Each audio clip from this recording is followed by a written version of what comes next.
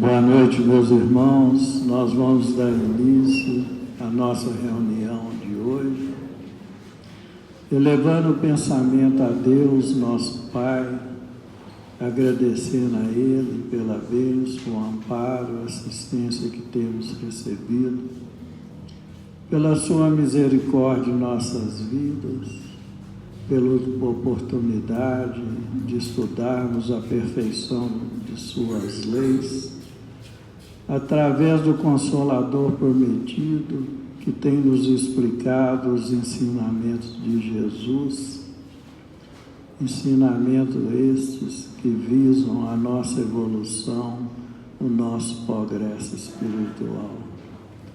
Pedimos aos nossos irmãos maiores que nos abençoem, aumente a nossa visão espiritual, para que possamos extrair das lições aquilo que mais necessitamos. Pedimos, Senhor, que vossas bênçãos se estendam a todos nós que aqui nos encontramos, encarnados e desencarnados, estendendo a cada um de acordo com o grau de merecimento e a sua necessidade. Ave Maria, cheia de graça, o Senhor é convosco. Bendita sois vós entre os anjos, bendito é o fruto do vosso ventre, nasceu Jesus. Santa Maria, Mãe de Jesus, rogai a Deus por nós, pobres pecadores, encarnados e desencarnados, hoje, agora e sempre, que assim seja. E em nome de Deus, nosso Pai, de Jesus, nosso bom e amado Mestre, e de Paulo de Tarso, patrono de nossa casa de oração, estudo e trabalho, pedimos permissão para iniciarmos os estudos evangélicos da noite, na santa e bendita paz do Senhor, que assim seja. Meus irmãos, essa noite, os nossos estudos, as nossas reflexões, nós temos o capítulo 4 do Evangelho segundo o Espiritismo, que tem o título de Ninguém poderá ver o reino de Deus se não nascer de novo. E os nossos estudos dessa noite se referem aos registros de São João, em que ele nos fala: ora, entre os fariseus havia um homem chamado Nicodemos, senador dos judeus, que veio à noite ter com Jesus e lhe disse: Mestre, sabemos que vieste da parte de Deus para nos instruir como um doutor, porquanto ninguém poderia fazer o milagre que fazes se Deus não estivesse com ele. Jesus lhe respondeu: em verdade digo-te, ninguém pode ver o reino de Deus se não nascer de novo. Disse-lhe Nicodemos: como pode nascer um homem já velho? Pode tornar a entrar no ventre de sua mãe para nascer segunda vez? Retorquiu-lhe Jesus: em verdade digo-te, se um homem não renasce na água e do Espírito, não pode entrar no reino de Deus. O que é nascido da carne é carne, e o que é nascido do Espírito é Espírito. Não te admires que eu te haja dito ser preciso que nasças de novo. O Espírito sopra onde quer e ouves a tua voz, mas não sabes de onde vem nem para onde vai. O mesmo se dá com todo homem que é nascido do Espírito. Respondeu-lhe Nicodemos: como pode isso fazer-se? Jesus lhe observou: pois que és mestre em Israel e ignora essas coisas? Digo-te em verdade, que se não se não dizemos, desculpe, meus irmãos, digo em verdade, que não dizemos senão o que sabemos e que não damos testemunho, senão do que temos visto. Entretanto, não aceitas o nosso testemunho, mas se não me credes quando vos falo das coisas da terra, como me crereis quando vos falar das coisas do céu? São dos Reis de São João, capítulo 3, versos 1 a 12. Conjugado com essa lição, nós temos a lição número 6 do livro da Esperança, que tem o título de Evolução e Mediunidade, né? Evolução e aprimoramento, que vai ser comentado pelos irmãos durante a palestra. Essa noite nós contamos com a colaboração do Whindersson e Lucas. Passamos a palavra ao Whindersson.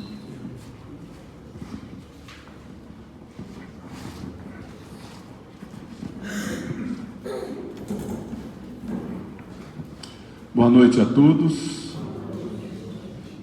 Que a paz do Senhor esteja conosco, né? Assim seja. Bom, o nosso propósito para esses 30 minutos que nos é concedido, nós gostaríamos de dedicar todo o nosso esforço de compreensão, de reflexão acerca da temática que nos é apresentada, nos foi lida pelo nosso irmão Evandro, e que trata do Instituto da Reencarnação. Quando observamos na estrutura do Evangelho segundo o Espiritismo, nós podemos então deparar que se trata de um dos pilares da doutrina espírita, que ajuda, fomenta, é o princípio, sustenta as reflexões que se seguem nos capítulos decorrentes. Então, ele assume aqui o capítulo número 4, que tem como título: Ninguém poderá ver o reino de Deus se não nascer de novo. Então, a reencarnação está contida nessa grande temática de que ninguém poderá ver o reino de Deus se não nascer de novo. E que eu gostaria de trazer para os irmãos e para as irmãs nesse início de reflexão é algo muito presente na nossa vida e na vida daqueles que também tiveram a oportunidade de viver e conviver com Jesus. Ou seja, não é algo novo, mas é uma pergunta muito presente, né, para nós, enquanto seres encarnados, e que buscamos, por vezes, a nossa evolução. E no título traz duas ideias, forças, e que faz a conexão com a reencarnação. A primeira ideia, a força: não poderá ver o reino de Deus. Se retroagirmos nas experiências dos nossos irmãos, no momento em que Jesus esteve com a gente, era comum imaginar que tipo de reino. E aí, folheando o livro Boa Nova, nós vamos encontrar no capítulo 4, de título A Família Zebedeu, uma perspectiva de qual era a projeção de que nós e os nossos irmãos da época projetava para essa dimensão do reino de Deus. Nos conta o nosso irmão Humberto de Campos que Jesus, nas proximidades ali do Tiberíades, encontra com dois jovens, do qual João, que fez o registro da lição baseada para o nosso estudo hoje, e Tiago, o seu irmão. tendo a oportunidade de estar com aqueles 2 jovens, Jesus os convida para constituir o seu apostolado. Como eram muito jovens, eles então, após a conversa com Jesus, caminham até Salomé, a sua mãe, e vejam a percepção da Salomé. Os 2 novos apóstolos, entretanto, eram ainda muito jovens, e em regressando à casa com o espírito, arrebatado por imensa alegria, relataram à sua mãe o que se passava. Salomé, a esposa de Zebedeu, apesar de bondosa e sensível, recebeu a notícia com certo cuidado. Também ela ouvira o profeta de Nazaré nas suas gloriosas afirmativas da véspera. Pôs-se então a ponderar consigo mesma: não estaria próximo aquele reino prometido por Jesus? Quem sabe se o filho de Maria não falava na cidade em nome de algum príncipe? O Cristo deveria ser o intérprete de algum desconhecido ilustre que recrutava adeptos entre os homens trabalhadores e mais fortes. A quem seriam confiados os postos mais altos dentro da nova fundação? Seus filhos queridos, bem que os mereciam. Precisava agir o quanto era tempo. O povo, de há muito, falava em revolução contra os romanos, e os comentadores mais indiscretos anteviam a queda próxima de Antipas. O novo reinado estava próximo, e alucinada pelos sonhos maternais, Salomé procurou o Messias no círculo dos seus primeiros discípulos. Então, o que ela projetava? Um lugar, um terreno, devia ter um castelo, uma casa onde estaria um rei com seu exército, com seus súditos, e assim ela partiu em direção onde Jesus estava. Senhor, disse atenciosa, logo após a instituição do teu reino, eu desejaria que os meus filhos se sentassem, um à tua direita e o outro à tua esquerda, como as 2 figuras mais nobres do teu trono. Jesus sorriu e obtemperou com um gesto bondoso. Antes de tudo, Salomé, é preciso saber se eles quererão beber o meu cálice. Aí ela fica desconcertada com a resposta e vai embora. E mais à noite ele encontra então com Zebedeu. Ao entardecer, cessado o labor do dia, Zebedeu, acompanhado pelos 2 filhos, procurou o mestre em casa de Simão. Jesus lhe recebeu a visita com extremo carinho, enquanto o velho Galileu expunha suas razões humilde e respeitoso. Zebedeu, tu que conheces a lei e guarda os preceitos do coração, sabe de algum profeta de Deus que no seu tempo fosse amado pelos homens do mundo? Não, Senhor. Que fizeram de Moisés, Jeremias e Jonas? Todos os emissários da verdade divina foram maltratados e uns levados até a morte. O pai de Tiago e João, ou seja, Zebedeu, ouvia-o humilde e repetia: sim, Senhor. E Jesus, como se aproveitasse o momento para esclarecer todos os pontos em dúvida, continuou. E aí vamos reforçar a nossa atenção. O reino de Deus tem que ser fundado no coração das criaturas. O trabalho é árduo e o meu gozo também. O sofrimento, o meu cálice. Mas o meu espírito se ilumina da sagrada certeza da vitória. Então, Senhor, exclamou Zebedeu, o vosso reino é o da paz e da resignação que os crentes de Elião esperavam. Jesus, com um sorriso de benignidade, acrescentou: o meu reino é a paz da consciência pura e a resignação suprema à vontade de meu Pai. Este é o meu reino. Então, o reino que Jesus estava pronunciando era esse do exército, dos palácios, de grandes terras, de grandes propriedades, de animais? Não. O reino que ele apresenta, que a gente pode aqui, para facilitar um pouco, é o que ele chama de paz de consciência e do coração. Portanto, o reino dele está em nós mesmos. Ninguém poderá ver o reino de Deus se não nascer de novo. Portanto, esse reino, ninguém poderá ver o reino, é o reino do palácio, da terra, do exército? Não. É da consciência tranquila e do coração tranquilo. Agora, como que eu vou ver isto? Como que eu verei meu coração e a minha consciência tranquila? Aqui tem uma dica: nascer de novo.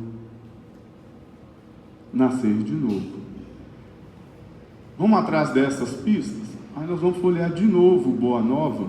Tem um outro capítulo que vai retratar justamente essa passagem de Nicodemos.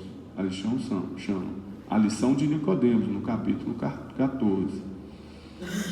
Nesse capítulo, resgata essa passagem, né, que o nosso irmão Evandro fez a leitura, do contexto da conversa de Nicodemos com Jesus, né, à noite, o que ele representava, doutor da lei, juiz do Sinédrio, homem inteligente, senador dos judeus, mas que teve a predisposição de, pelo menos, ouvir e buscar qual era a boa nova que Jesus trazia. Então ele resgata essa passagem e nos acrescenta o seu diálogo com André e Tiago. Então, após André e Tiago observar essa conversa de Jesus com Nicodemos, mais à noite, começa então a conversar com Jesus para melhor compreender qual era o significado, qual era a explicação que ele havia passado para Nicodemos. Muito inquietados com o quê? Como que eu vou renascer de novo? Porque eles viviam e experimentavam, ouviam falar da ressurreição. O mesmo corpo toma vida.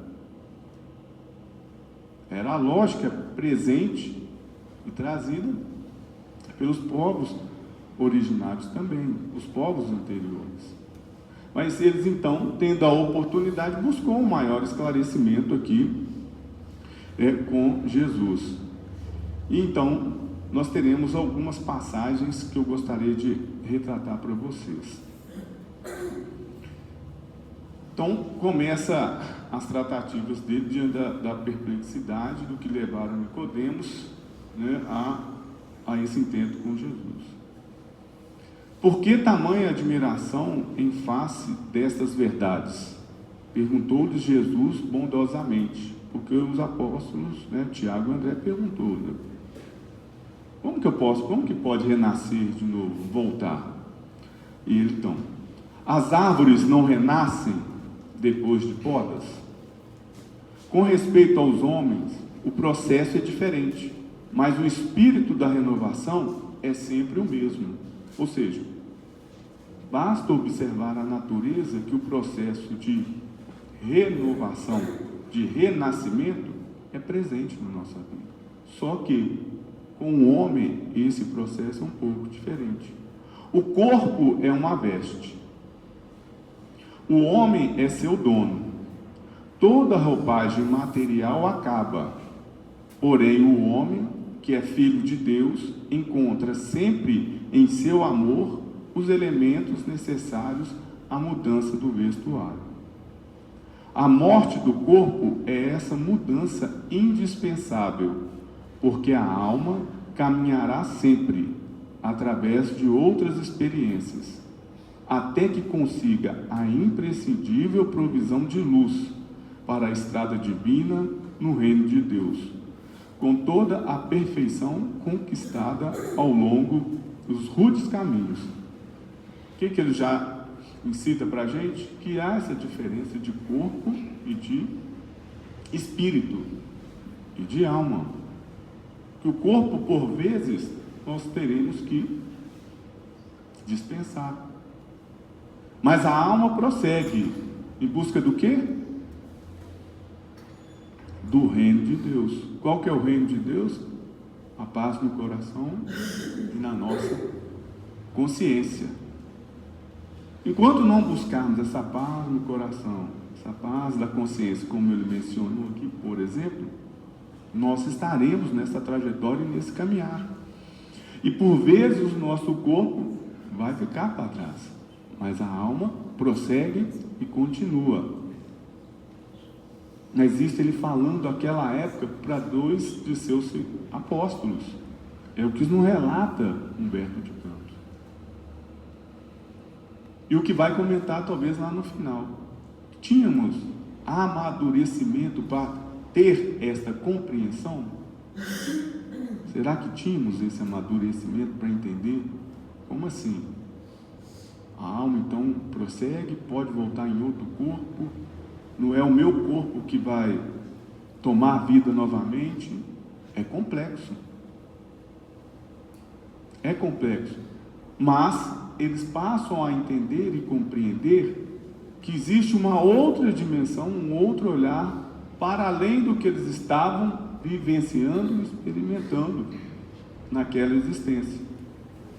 E aí prossegue o André e Tiago com algumas questões que são postas, do tipo: se o corpo é a nossa roupa, por exemplo, então por que nós não somos todos iguais? Porque as roupas, por vezes, é igual. A túnica branca, todo mundo pode usar a túnica branca, mas por que nós não somos todos iguais? Cada alma conduz consigo mesma o inferno ou o céu, que edificou no âmago da sua consciência. Então, mais uma perspectiva que é lançada. Por que nós não somos todos iguais? Porque cada um, né, consegue evoluir, tem a percepção de mundo, interpreta e age à sua maneira. À sua maneira. E ainda ele comenta, né? Mas por que você então não dá uma outra roupa, uma roupa nova, para aquele, né, esse nosso irmão que prossegue em viagem? Vai depender dele, porque eu dou uma roupa nova, apresento as informações, peço para ele seguir, dou essa roupa nova, mas ele vai lá e rasga a roupa, não faz sentido eu dar outra roupa nova. É preciso que ele saiba o quê? Cuidar, zelar, evitar com que essa roupa se desfaça o mais rápido possível e não tenha a vida útil dela. Aí o Tiago introduz uma outra informação. Então, como que nós vamos lidar? Porque a lógica de hoje é: o sofrimento paga-se com o sofrimento. A lei do olho por olho, dente por dente, né? O mundo precisará sempre do clima, do escândalo e do sofrimento, desde que o devedor, para soldar seu débito, não pudera fazê-lo sem que outro lhe tome o lugar com a mesma dívida. É o que o Tiago colocou e apresentou. Olha, nós estamos acostumados assim. Aí Jesus apresenta uma outra perspectiva. Olha, nós estamos pensando quase que igual na lógica do Nicodemos. Nós interpretamos as leis de acordo com o que nós queremos. E muitas vezes essas interpretações são tomadas pelo egoísmo. Nesta perspectiva, né, do olho por olho, dente por dente, de penalizar, ocupar os erros do outro, a gente a pensar nisso, nunca haverá uma ruptura. Logo eu vou ver o reino de Deus? Não vou ver. Eu preciso colocar o quê? O amor, que é a primeira lei, né? Que é a lei do amor. Preciso colocar o amor acima da justiça do mundo. Só ele cobre a multidão dos pecados. Amar a Deus sobre todas as coisas, de todo o coração e de todo o entendimento. Com a lei do amor, porém, compreendemos que o verdugo e a vítima podem ser dois irmãos, filho de um mesmo pai, Basta que ambos sintam isso para que a fraternidade divina afaste os fantasmas do escândalo e do sofrimento. Portanto, se eu mudo esta percepção, se eu tenho esta compreensão, eu não preciso cobrar ou praticar o olho por olho, o dente por dente. Eu posso relevar, eu posso considerar, eu posso colocar no lugar do outro, eu posso perdoar. E na medida que eu vou buscando essa transformação, essa renovação, é aquilo que ele projeta-se, ou que a gente pode depreender como o nascer. O nascer de novo é o nascer de acordo com os desígnios de Deus. É viver de acordo com os desígnios de Deus, para ver este mundo, o reino dele, que é a paz do coração, é a paz da nossa consciência. Nascer de novo é abandonar o quê?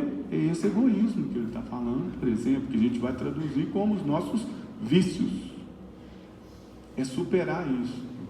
E por vezes vai ser numa encarnação? Talvez não. Muito provavelmente não. 2, 3, 4, 5, 17, 50. Quem vai ditar esse ritmo é cada um de nós, na medida que nós vamos tendo acesso, compreendendo, transformando os nossos comportamentos em ações e atitudes. Fora da caridade não há salvação. Mas fé sem ação é morta, é inválida. Vou deixar para depois. Ok. Mas você vai retardando esse processo evolutivo.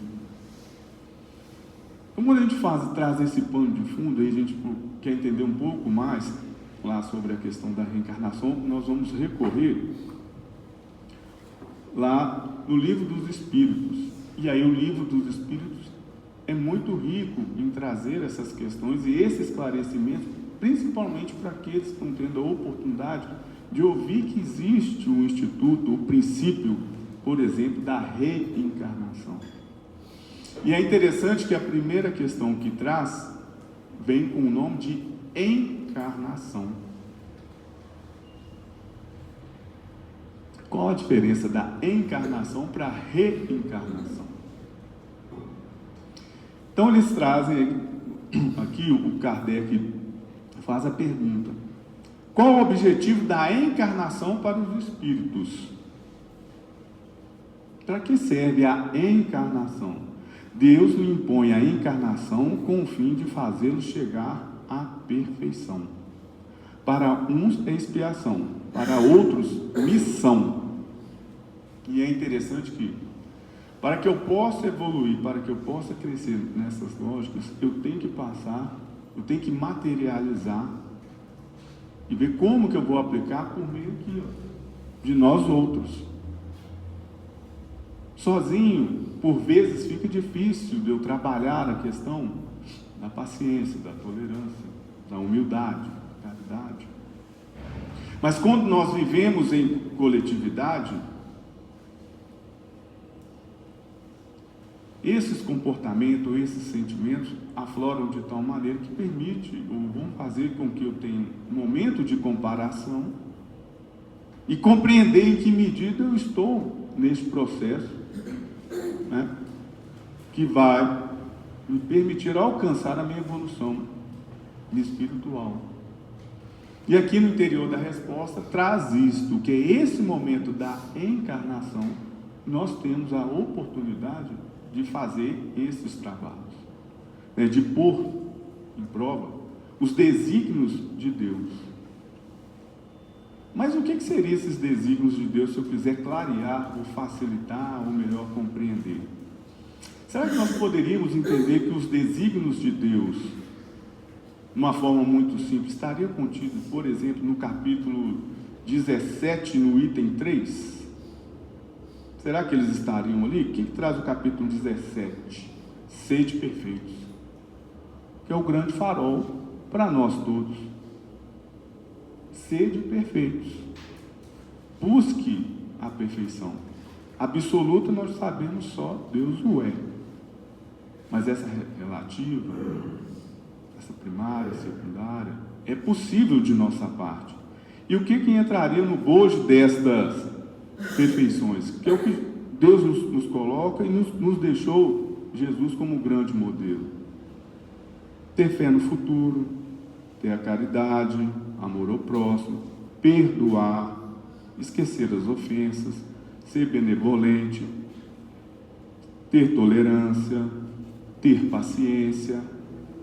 Então, na medida que eu vou incorporando isso e traduzindo isso enquanto encarnados, eu estou nascendo de novo para o reino de Deus.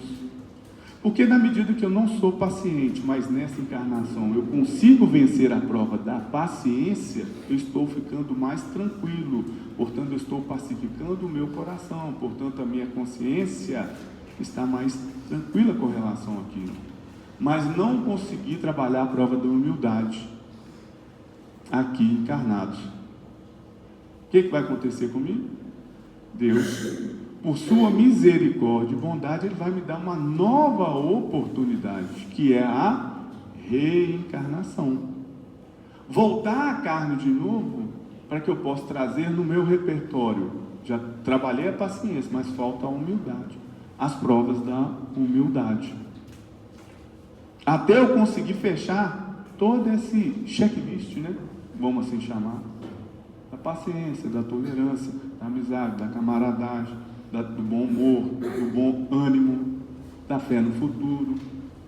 Então são pequenas ações que nos retratam a lógica do grande reino, onde vai ter plantações, animais, né? Escravos. Não é isso, exército. Ele quer que a gente vá dominando e renascendo. Daí faz sentido a lógica, o que é do corpo é do corpo, o espírito do espírito, a água, no sentido simbólico da purificação, de tirar todas estas impurezas que nós carregamos, e transformando, e encontrando e fazendo dentro de nós esse reino que ele comentou com Zebedeu. Tenha paz, tenha atenção, guarde o carinho, aqueça o seu amor, sirva, atenda. É este que é o reino dele. Então, meus irmãos e minhas irmãs, o papel da reencarnação cumpre esse grande propósito. Como pode a alma que não alcançou ainda a perfeição, não viu o reino ainda, né, de Deus, essa paz no coração, na consciência, durante a vida corpórea, acaba de depurar-se, vai encontrando, pode visualizar e chegar aí, sofrendo a prova de uma nova existência. Como realiza essa nova existência? Será pela sua transformação como espírito? Depurando-se, a alma, indubitavelmente, experimenta uma transformação, mas para isso necessária lhe será a prova da vida corporal. A alma passa, então, por muitas existências? Sim, todos contamos muitas existências. Parece resultar desse princípio que a alma, depois de haver deixado um corpo, toma outro, ou então que reencarna em novo corpo? É assim que se deve entender? Sim, evidentemente. Qual o fim objetivado com a reencarnação? Expiação, melhoramento progressivo da humanidade. Sem isso, onde há justiça? E aí segue. E que se funda o dogma da reencarnação? Na justiça de Deus e na revelação, pois incessantemente repetimos: o bom Pai deixa sempre aberta a seus filhos uma porta para o arrependimento. Interessante. O bom Pai deixa sempre aberta a seus filhos uma porta para o arrependimento. Por quê? Porque se neste momento encarnatório ou reencarnatório de todos nós erramos, porque nós vivemos, por exemplo, num mundo de provas e expiações, então de erros e acertos. Mas se nós errarmos, se ainda não conseguimos, né, o nascer de novo, Deus ainda fala: olha, aguarde, você ainda pode ter uma nova oportunidade. E o que fica para a gente? Nós não podemos desperdiçar estas oportunidades que são concedidas. Como, por exemplo, esta grande oportunidade de fazer a releitura do registro de João, que nos chama a atenção do que nós vamos fazer, né, com esse nosso momento.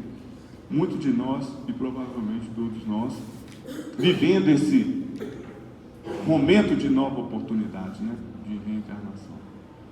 Então, meus irmãos e minhas irmãs, ficam essas singelas ou singelos apontamentos em torno desta reflexão, trazida aqui no livro da Esperança como uma lição da noite, que é a evolução e o aprimoramento. Este é o ponto em que a reencarnação se insere, nessa perspectiva de que a gente possa encontrar e fazer realmente aquilo que nos permita a encontrar o reino de Deus na nossa mente e no nosso coração. Então, que Deus continue amparando a todos nós nesse momento de reflexão, de busca por informação e de aprendizagem. Eu passo a palavra aqui ao nosso irmão Lucas, para que ele possa fazer os seus comentários, acrescentar as suas informações, as suas reflexões e agregar para a gente nessa noite, né, fria, mas gostosa aí de terça-feira, né? Boa noite a todos. Meus irmãos, boa noite. Dando continuidade no nosso estudo dessa noite, nós vamos começar aqui através de uma imagem, de uma comparação que possivelmente todos nós já conseguimos perceber, que é a seguinte: à medida que o tempo passa e que a gente vai estudando o Evangelho de Jesus, nós vamos percebendo, meus irmãos, que o Evangelho de Jesus é como se fosse um grande tesouro, uma grande riqueza. O próprio Cristo ilustrou essa comparação em uma de suas parábolas, quando fala que um homem achou uma riqueza num campo, vendeu tudo o que tinha para poder entrar na posse daquela riqueza, porque tudo o resto que ele tinha não se comparava ao valor, à riqueza daquele tesouro que ele havia achado. Assim tem sido para nós o Evangelho de Jesus. Em que sentido? Cada lição, cada estudo, cada aprendizado que a gente tem é de enorme valor para a nossa alma. Qual que é o valor da gente aprender a ser mais paciente? O que significa para nós deixar de perder a paciência? Quantos problemas a gente evita, quantas amizades a gente conquista, quantas bênçãos a gente consegue sobre nós? Qual que é o valor, meus irmãos, de aprender a perdoar, esquecer as ofensas? Qual que é o valor da gente compreender a necessidade e a importância da caridade? Que por meio dela nós conseguimos construir a nossa verdadeira alegria, a nossa verdadeira felicidade. Porque a nossa alegria reside na alegria que eu provoco para o meu semelhante. Ninguém é feliz sozinho. Eu não consigo. A felicidade egoística é uma falácia, é uma mentira. A pessoa não tem como ser feliz sozinha. A minha felicidade nasce da alegria que eu levo ao meu próximo. E assim a gente poderia ficar citando inúmeras lições do Cristo, como se cada lição dessa fosse uma pérola, uma pepita de ouro, uma pedra preciosa. Entretanto, meus irmãos, no meio de todas essas riquezas, como se fosse um grande baú do tesouro, tem uma riqueza que se destaca e que muitas vezes não foi percebida por muitos cristãos, mas que a doutrina espírita como que a destaca, pega ela lá do fundo desse baú e põe ela em evidência para a gente de uma forma que a gente vê que sem ela, sem essa grande riqueza, todas as outras, em algum ponto, nós vamos ter alguma dificuldade de compreender. Que riqueza é essa, meus irmãos? É o conhecimento de uma das leis divinas, que é a imortalidade da alma e o processo reencarnatório, as vidas sucessivas pelas quais nós passamos. Talvez todos os irmãos aqui presentes, em algum momento, seja em algum momento em que frequentamos outras escolas de fé cristãs, o catolicismo, as igrejas protestantes, ou nos quais conversamos com amigos, parentes, irmãos que frequentam essas outras escolas, nós já podemos perceber, ou talvez já fomos defrontados pelo seguinte apontamento: essa questão de reencarnação é uma invenção do Espiritismo. Jesus não falou disso. Isso aí não está no Evangelho, não está na Bíblia. Talvez a gente já escutou esse tipo de apontamento ou de crítica.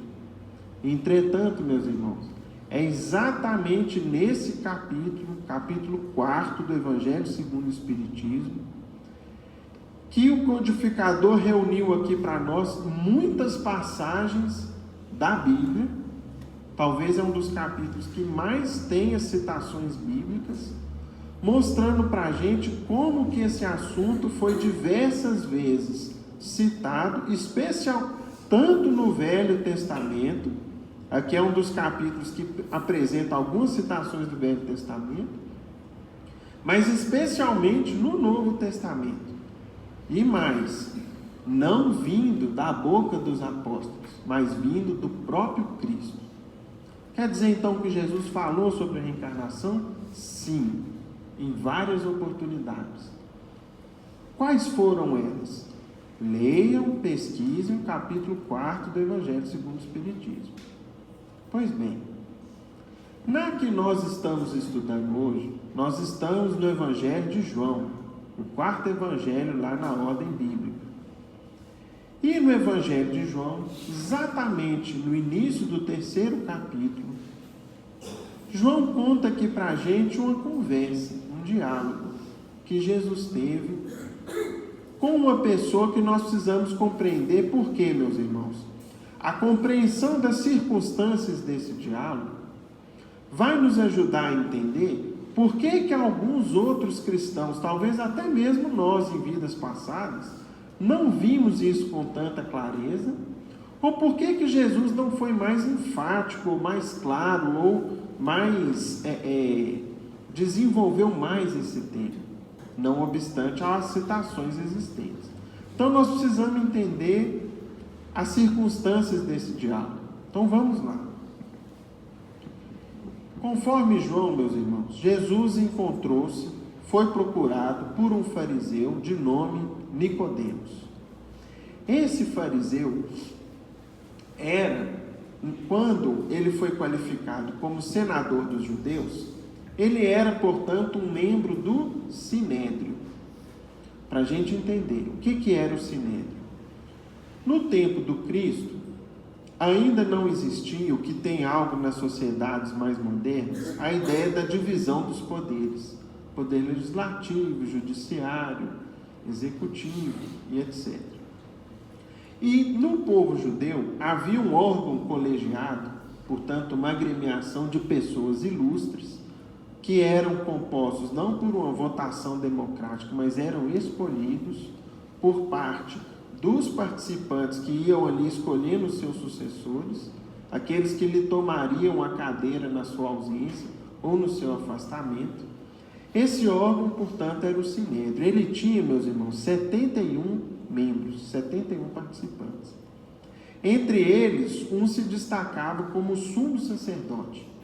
No tempo de Jesus era Caifás. Vocês já devem ter ouvido referência a Caifás lá na ocasião do julgamento do Cristo, porque ele participa, e ele é um daqueles que ratifica as penas impostas ao Cristo, até porque o Sinédrio, como órgão colegiado, estava por trás da trama que envolveu a condenação e a prisão do Cristo. Pois bem, o sumo sacerdote, que era Caifás, eles tinham na época, aí a gente vai entendendo um pouco mais do contexto. Vejam que interessante. Qual era o local no qual o Sinédrio se reunia e exercia as suas atividades? Era, meus irmãos, o Templo de Salomão, que ficava, na época, no alto do Monte Moriá, em Jerusalém. Se algum de nós, hoje em dia, fosse até Jerusalém, numa excursão, hoje em dia está até mais difícil, infelizmente, em decorrência dos conflitos que estão acontecendo lá, mas uma vez restabelecida a tranquilidade, sendo possível a ida a Jerusalém, aí vamos supor, eu vou lá nesse Monte Moriá, que eu escutei lá no solar falando. Será que a gente vai achar lá o Templo de Salomão? Não. Jesus, ainda em vida, falou: Jerusalém, Jerusalém, que mata os seus profetas, os seus enviados, dia chegará em que não restará pedra sobre pedra. E aquela profecia do Cristo no ano 70 da nossa era atual aconteceu, por parte de um general romano de nome Tito, que, em resposta a uma insurreição dos judeus, arrasou Jerusalém, bem como também o povo judeu, provocando uma grande, um genocídio, propriamente dito, e dali, inclusive, surgiu a primeira grande diáspora, que foi o movimento dos judeus se espalhando pelo mundo antigo da época, porque ali tornou-se inabitável, em virtude de uma ação, de uma repressão violenta dos romanos. Pois bem, o Templo de Salomão, meus irmãos, era suntuoso, e nele havia uma grande relíquia dos judeus, pela qual eles tinham muita devoção, carinho e veneração, deixada pelo grande profeta do povo até então, que era Moisés. Qual foi a herança de Moisés, que na verdade ele foi um intermediário dela, ele não foi o autor dela, e que ele havia recebido, cerca de 1500 anos antes, no alto do Monte Sinai, lá no deserto da Arábia? Os 10 mandamentos, as tábuas da lei. Então, os judeus, o que eles fizeram? Eles pegaram as tábuas da lei, guardaram na chamada Arca da Aliança, que era uma arca ricamente adornada. Tem inclusive um filme aí de aventura, de ficção lá do Indiana Jones, não sei se vocês já viram, A Arca da Perdição.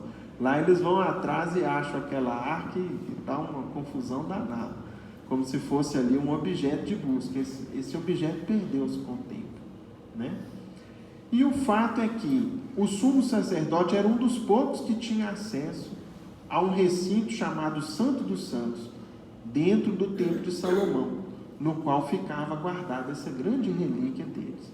Portanto, não tinha visitação pública nem nada, era algo restrito. Então, imaginem, dito isso, o que era ser um membro do Sinédrio para um povo. Era o mais alto tribunal, órgão legislativo e religioso do tempo, porque o partido dominante, formado pelos fariseus, qual que era a grande ocupação deles? Discutir de maneira quase interminável a interpretação do legado dos profetas e dos sucessivos textos que interpretavam essas lições. Então, meus irmãos, justamente um dos membros desse colegiado, de nome Nicodemos, resolveu procurar Jesus. Só que ele procurou de maneira muito distinta de como normalmente os fariseus procuravam Cristo. Porque a maioria deles procurava Jesus com que objetivo? Colocá-lo em contradição, testá-lo, colocá-lo em dificuldade. Tanto é aquele episódio, É-nos ou não lícito pagar o imposto aos romanos? Eles tentaram jogar Jesus ou contra o povo judeu ou contra os dominadores romanos. Aí Jesus saiu com sabedoria, aquilo para o mestre tirava de letra, Traga-me aqui uma moeda. O que vocês estão vendo aí na moeda? O rosto de César. Então dê a César o que é de César e a Deus o que é de Deus. Não ficou nem contra um nem contra outro. Ainda mostrou para os fariseus naquela oportunidade a necessidade que a gente tem de separar as coisas. Interesses materiais não se misturam com questões de ordem espiritual, com os interesses de nosso Pai eterno. Pois bem, aquele doutor procurou Jesus com outra intenção. Como que a gente percebe isso? Vejam o início, a referência que ele faz a Jesus. Mestre, sabemos que vieste da parte de Deus para nos instruir, como um doutor, porquanto ninguém poderia fazer os milagres que fazes se Deus não estivesse com ele. Ele foi respeitosamente procurar o Cristo, porque ele recebia informações do Evangelho de Jesus, não conseguia compreender e nem também o que? Vinculá-lo à lei de Moisés, à tradição dos judeus, ao ensino dos profetas. Havia coisas ali que não se encaixavam. Ele então procurou Jesus. E procurou, meus irmãos, com uma pergunta cheia de sabedoria, que Jesus respondeu de maneira ainda mais sábia. Perguntou, e aqui está no livro Boa Nova, a parte da pergunta que ele faz, ó. Vejam só. Tenho empregado a minha existência em interpretar a lei, mas desejava receber a vossa palavra sobre os recursos de que deverei lançar mão para conhecer o reino de Deus. Ou seja, como adentrar, como participar desse reino de Deus, que é um grande objetivo que temos. Aí Jesus respondeu de maneira clara, rapidamente, o seguinte: em verdade, ou seja, eu te reforço que ninguém pode ver o reino de Deus se não nascer de novo. Hoje em dia, meus irmãos, sob as luzes da doutrina espírita, nós compreendemos claramente que Jesus dizia o seguinte: para conhecer o nosso Pai e participarmos de toda a glória, de todas as alegrias, de uma felicidade inimaginável por nós por enquanto, que existe uma vez na presença de nosso Pai Criador, nós precisamos ser perfeitos. E nenhum de nós vai adquirir a perfeição em uma existência só, é impossível. Não tem como eu ser 100% paciente, generoso, desprendido, sábio, caridoso, benevolente, enfim. Eu não tenho como adquirir todas as virtudes em seu mais alto grau ao longo de uma única existência. Foi o que Jesus disse, ou seja, olha, você precisa tornar-se perfeito. Só que para tornar-se perfeito, meu amigo, numa vida só não tem jeito. Você vai precisar de muitas idas e vindas aqui, em outros planos, para que você então, por exemplo, numa vida combata o egoísmo, em outra você combata a impaciência, na outra você vai combater o seu orgulho, porque você é orgulhoso demais, né? Você acha que você é o dono da verdade, o senhor da razão, não é assim. A gente se engana, a gente é. Então, isso é o que? Ao longo do tempo, de um longo tempo, era o que Jesus respondia para ele. E aí, meus irmãos, a gente vai então entender o seguinte: o que Nicodemos trouxe como réplica? Ele disse o seguinte: como pode nascer um homem já velho? Pode voltar a entrar no ventre de sua mãe para nascer outra vez? Qual a importância desse diálogo e dessa pergunta? Essa pergunta de Nicodemos demonstra para a gente o que, meus irmãos? Que ele não estava compreendendo o que Jesus explicava. E ele era o que? Um membro do Sinédrio. Uma criatura altamente preparada, que havia estudado muito e mais.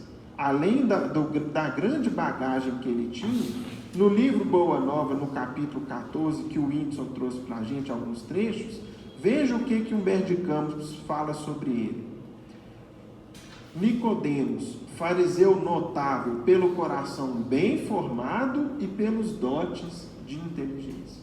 Então era o quê? Uma das figuras de destaque, tanto no aspecto intelectual, como também nas qualidades da alma e do coração. E nem assim ele compreendeu o que Jesus dizia. Como que a gente, depois de velho, vai nascer de novo, Senhor? Eu vou entrar de novo no ventre da minha mãe? Como que isso é possível? Materialmente impossível. E aí, meus irmãos, veio a resposta do Cristo. Se um homem não renasce da água e do Espírito, não pode entrar no reino de Deus. Ou seja, renascer do Espírito é o que a gente estuda aqui toda semana, que é o quê? Mudar de atitude, reforma íntima. Nos esforçarmos em sermos pessoas melhores no padrão do Evangelho, no gabarito que o Cristo deixou para a gente. Agora, e renascer da água? Aí vem um ponto interessante. O que muitas escolas de fé cristãs fizeram numa falsa interpretação deste ponto e que muitos ainda não se aperceberam sobre a verdade do que o Cristo diz? Renascer da água, muitas interpretaram e continuam repetindo um ritual chamado o que, meus irmãos? Batismo. Você tem que batizar, meu filho, né? Se você ir para o reino de Deus, você tem que batizar aqui, você tem que renascer da água. Eu tenho que vir aqui, tem uma pia batismal, essa água aqui, né, foi ungida, foi abençoada, etc. Nós vamos molhar o seu, vamos batizar uma criança desde pequenininho para ela atingir o reino de Deus. Só que, qual era o significado de água no tempo do Cristo? Nós vamos analisar dentro do contexto ou fora do contexto? Nós precisamos entender o contexto. E aí, quem que vai nos ajudar a entender o contexto? Kardec. A gente avança mais um pouquinho, lá no item 8, vejam que interessante. Muito imperfeitos eram os conhecimentos dos antigos sobre as ciências físicas. Eles acreditavam que a terra saiu de onde? Das águas. E por isso consideravam a água como elemento gerador absoluto. Então, qual que era a crença da física, da química, da ciência da época? Qual que é o ponto de partida? A estaca zero, a água. Começa tudo da água. Onde também que eles se embasavam a respeito disso? Lá na Gênesis de Moisés, vejam só. Assim é que na Gênesis se lê: o Espírito de Deus era levado sobre as águas, flutuava sobre as águas, que o firmamento seja feito no meio das águas, que as águas que estão debaixo do céu se reúnam em um só lugar e apareça o elemento árido, ou seja, a partir da água vai se formar a terra. Que as águas produzam animais vivos que nadem na água e pássaros que voem sobre a terra e sobre o firmamento. Ou seja, o que Jesus dizia? É necessário renascer da matéria, materialmente, uma nova matéria, uma nova veste, uma nova roupa. Era isso que o Cristo dizia. Agora, matéria, essa palavra não existia na língua deles. A água era o símbolo o quê? Do elemento material. Então é necessário renascer da matéria. Você precisa de uma matéria nova, de uma veste nova, de um corpo novo, de uma nova carne. É necessário uma nova vida. Então, meus irmãos, quando a gente vê essa explicação e mesmo após essa explicação de Jesus, o que aconteceu com Nicodemos? Ele virou para Jesus e falou: agora eu entendi. O que o texto evangélico fala? Que ele saiu de lá mais confundido do que ele chegou. Ou seja, um homem altamente preparado e bem intencionado, que tinha respeito pelo Cristo, porque ele observava nas ações de Jesus que ele era um enviado de Deus. Jesus limpando os leprosos, Jesus curando os cegos, né? Jesus curando endemoniados, que eram as pessoas obsidiadas da época. Tudo que o Cristo fazia, que era espetacular, era inimaginável, era inédito o que Jesus fazia, dando sinais de que ele era o Messias. Tudo isso ele sabia e observava com veneração e respeito. Portanto, ele não foi lá pré-determinado a colocar Jesus numa armadilha, nem numa encruzilhada, nem fazer uma pegadinha para o Cristo, nada disso. Ele queria entender. e bem intencionado e com uma ótima formação, nem assim ele foi capaz de entender. Então, meus irmãos, foi exatamente esse ponto que, conforme narra o livro Boa Nova, quando Nicodemos vai embora sem entender, confundido, Tiago e André, que estavam junto de Jesus, continuam as perguntas direcionadas ao Cristo. E aí Jesus então segue o diálogo com eles e eles entendem. Mestre, mas que beleza, agora nós estamos entendendo o que? A chave da vida. Isso aí explica tudo. Por que uns nascem com tanta dificuldade e outros não? Uns têm saúde perfeita, outros não. Uns na riqueza, outros parece que tudo dá errado para eles, né? Parece que a pessoa é azarada demais. Que coisa impressionante. Está tudo explicado. Por que, mestre, que o senhor não explique isso amanhã para o povo vai ficar maravilhado, que nem a gente agora se sente. Aí Jesus responde para Tiago e para André: será que vocês não entenderam? Pois se o doutor da lei saiu daqui sem que eu pudesse explicar toda a verdade, como queres que eu faça de modo contrário para com a compreensão simples do espírito popular? Vocês não viram que ele não entendeu? Como que eu vou explicar isso para as pessoas mais simples? Alguém constrói uma casa começando o trabalho pelo teto, pelo telhado? Você vai no alicerce, na parede, no encanamento, na parte elétrica, o telhado vem por último. Além disso, mandarei mais tarde o Consolador, a fim de esclarecer e dilatar os meus ensinos. Isso, Tiago e André, por enquanto, as pessoas vão ter dificuldade de entender. Mas, por enquanto, porque um dia eu vou mandar um Consolador. Ele vai resgatar tudo o que eu ensinei, vai lembrar a simplicidade do meu Evangelho, e tudo aquilo que eu não pude desenvolver e explicar com mais riqueza, com mais detalhes, com mais profundidade, ele vai fazer. Quem é o Consolador? A doutrina espírita. E hoje em dia, meus irmãos, a gente entende a reencarnação como uma verdade tão cristalina, tão objetiva, tão óbvia, ao ponto de que, em pesquisas que já foram feitas na coletividade brasileira, mais da metade da população entende e aceita a reencarnação como uma verdade. E olha que a religião espírita não é parte da maioria da crença do nosso povo, mas é algo que os fatos mostram por si só. A verdade, por mais que você queira escondê-la, é como o sol. Ela encontra uma brecha e sai. A luz chega em todos os pontos. E mais cedo ou mais tarde as pessoas vão se esclarecendo. E é aí que a gente entende, portanto, que por isso que nem sempre compreende-se com toda clareza Jesus ensinando e desenvolvendo o tema da reencarnação em seu tempo.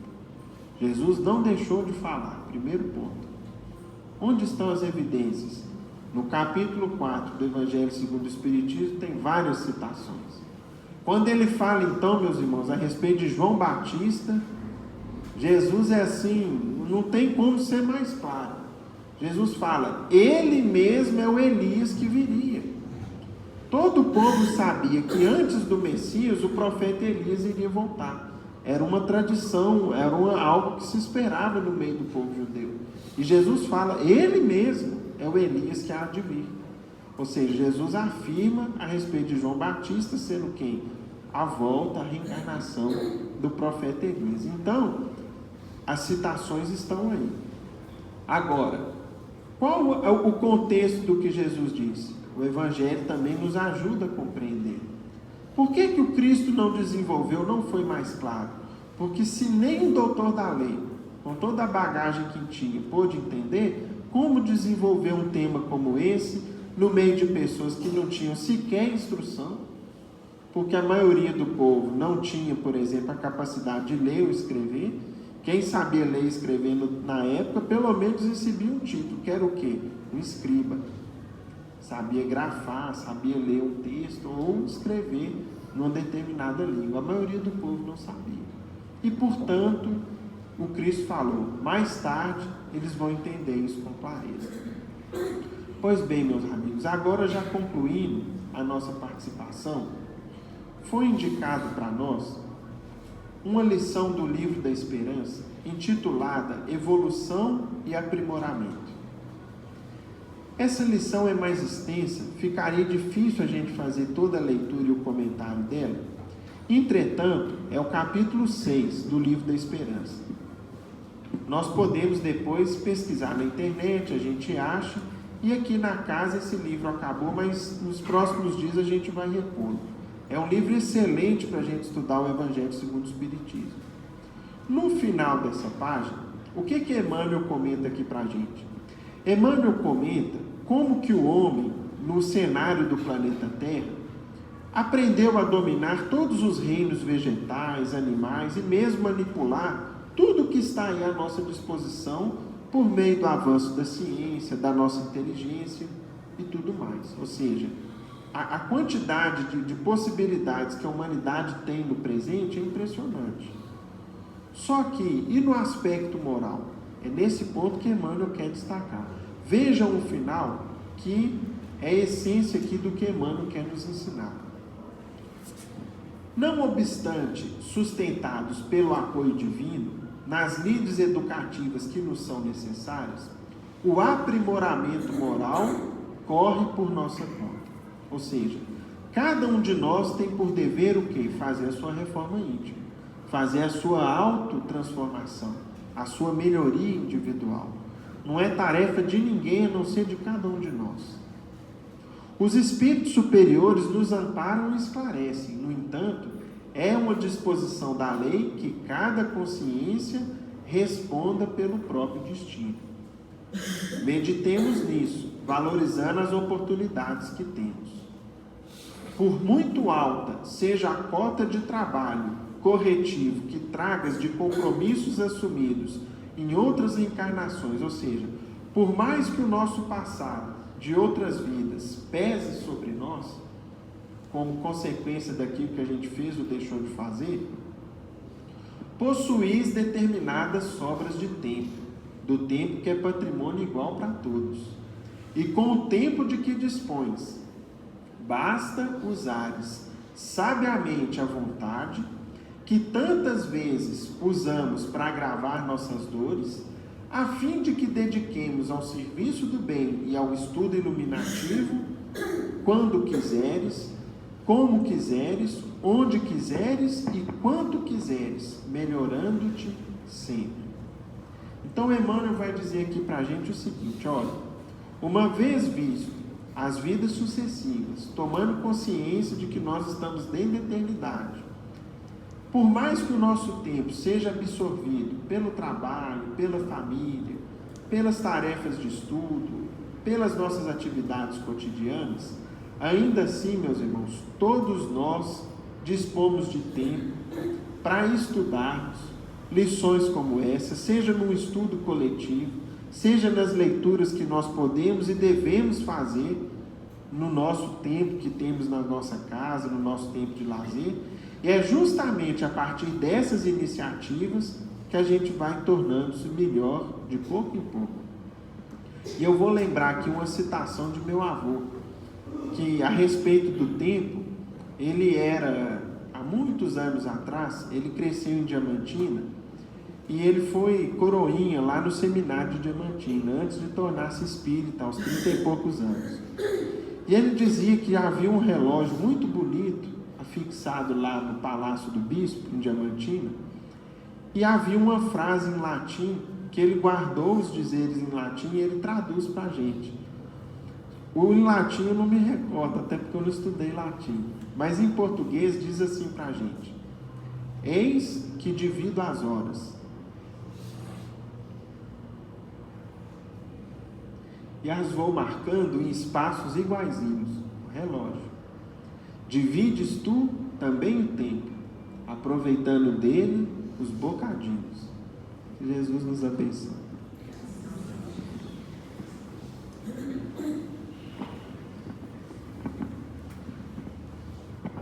Meus irmãos, terminados os comentários, vamos fazer a nossa prece de agradecimento por esses momentos de paz e reflexão. Pedimos ao nosso irmão Gilvan que nos faça a prece.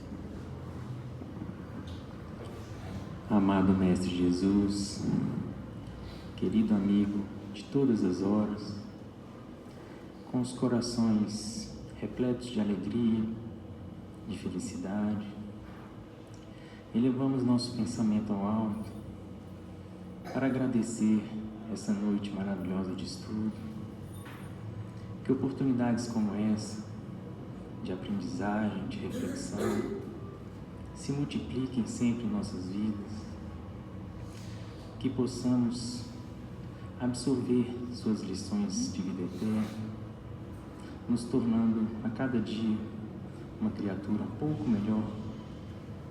Rogamos ao Senhor que as bênçãos do seu Evangelho possam sempre iluminar a nossa caminhada, que o teu amor e a tua misericórdia possam nos alcançar a todos, em especial aos irmãos que mais necessitam, aqueles que se encontram em duras provas, nos hospitais, nas enfermarias, nos presídios, nas ruas, nas praças, onde houver dor, sofrimento, desespero, e também nos palácios, nas mansões, nas casas dos governos, onde alguns irmãos se encontram nas sombras da tirania, da ganância, do endurecimento de seus corações.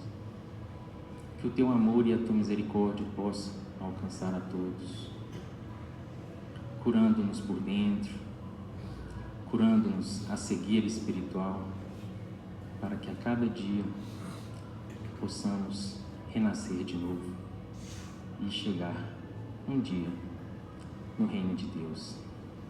Pai nosso que estais nos céus, santificado seja o vosso nome, venha a nós o vosso reino, seja feita a vossa vontade, aqui na terra como no céu. O pão nosso de cada dia nos dai hoje, perdoai as nossas ofensas, assim como nós perdoamos a quem nos tem ofendido. E não vos deixeis cair em tentação, mas livrai-vos do mal, pois que teus são o reino, o poder, a majestade e a glória, hoje e sempre, que assim seja.